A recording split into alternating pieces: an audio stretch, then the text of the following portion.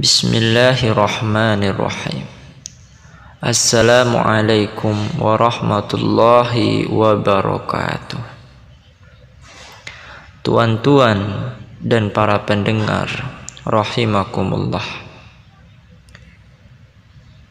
Supaya tercapai tujuan niat yang suci itu dan teratur urusan hidup kita, tercapai keselamatan hidup di dunia yang fana menjelang akhirat yang baka, hendaklah kita mementingkan fikiran kita sendiri. Fikiran yang matang dapat membedakan yang gelap dengan yang terang,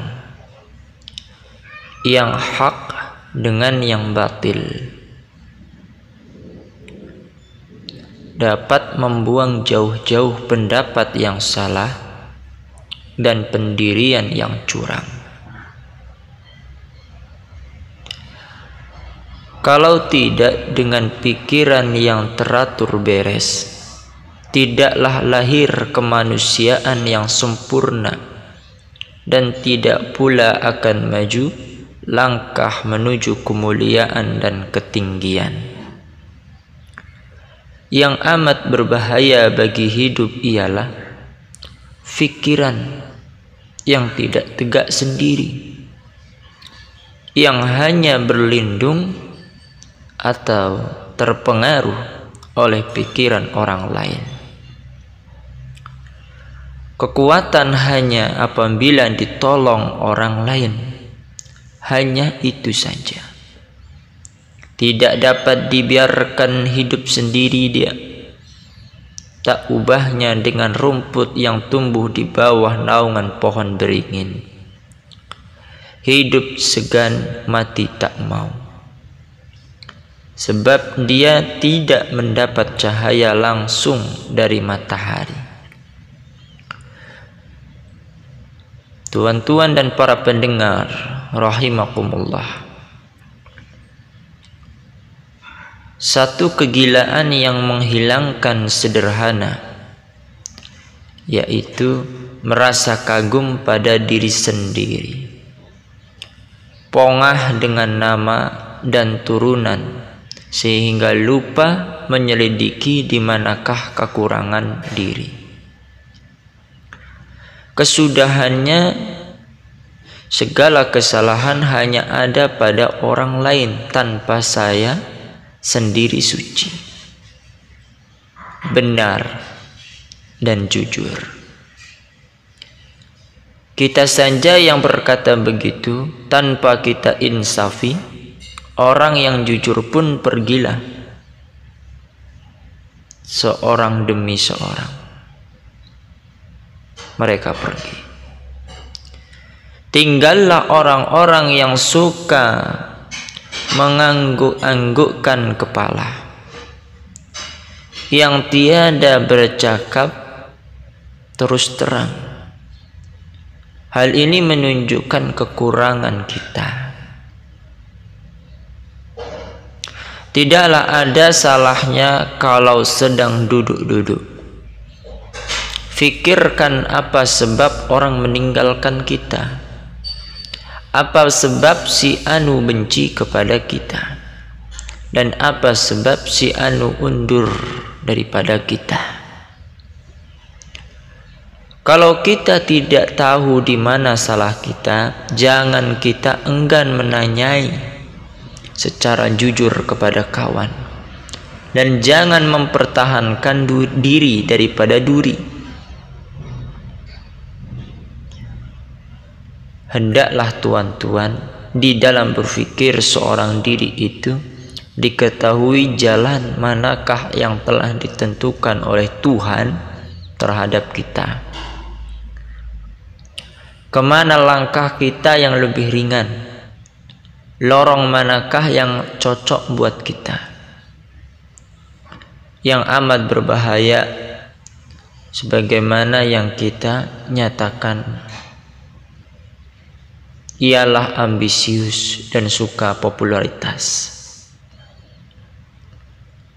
Hendaklah sadar bahwa kita datang ke dunia bukanlah disuruh untuk melihat-lihat dan menilik-nilik diri di dalam kaca sambil membusungkan dada.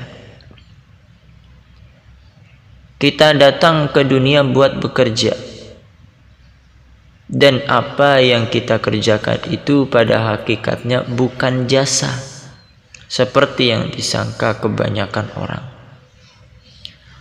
tetapi kewajiban yang sudah semestinya dilakukan oleh tiap-tiap orang hidup.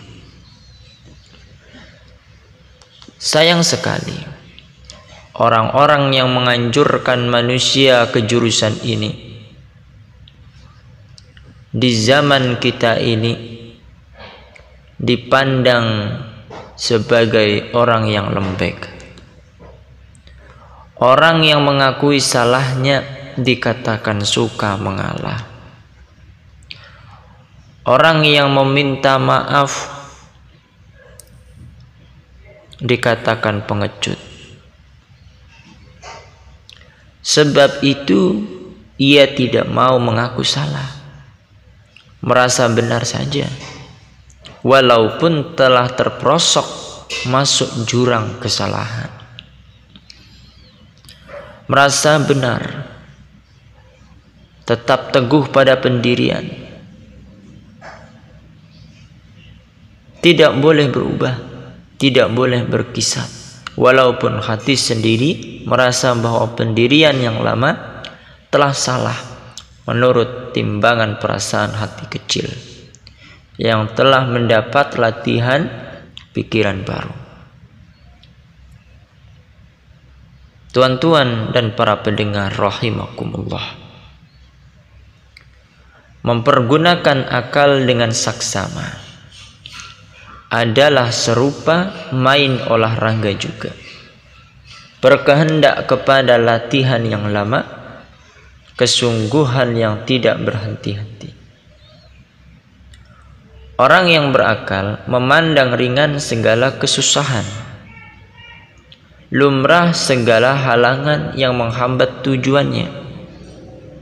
Sebab mulia tujuan bertambah sulit pula menempuhnya. Dia bukan mengingat payahnya mendaki yang sekarang, tetapi yang diingatnya ialah bahwa sesudah dia sampai ke puncak bukit itu, dia akan merenung ke bawah, melihat alam yang terbentang dengan luasnya. Di sana nikmat Allah datang bertubi-tubi, tidak putus-putus